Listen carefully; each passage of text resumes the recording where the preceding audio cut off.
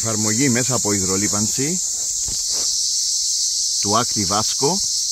Το Active είναι η βάση του με φύκια, αλλά έχει πολλά συστατικά μέσα, έξτρα, τα οποία το καθιστούν ένα πολύ δυνατό προϊόν φυσικό για την ανάπτυξη, τη ριζοβολία και τη βοήθεια από το θερμικό στρες στα φυτά μας.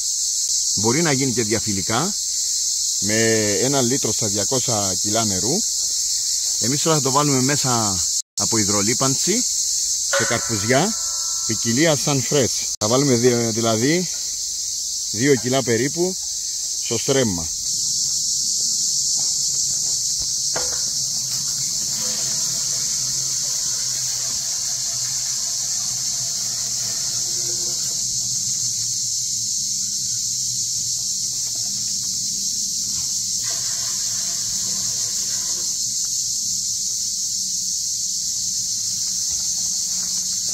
Τώρα θα συμπληρώσουμε νερό.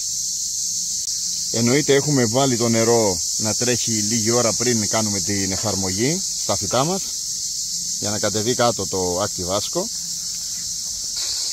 Αυτή η εφαρμογή γίνεται κάθε 15 μέρες περίπου, και κάθε 15 μέρες περίπου κάνουμε και ένα διαφυλικό στα φυτά μας με το συγκεκριμένο προϊόν. Συνδυάζεται απίστευτα με το Super Organ το υγρό.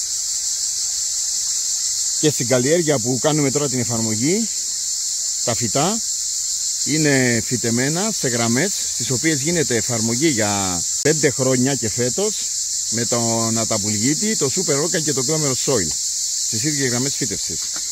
Ευχαριστούμε πολύ τον Νίκο.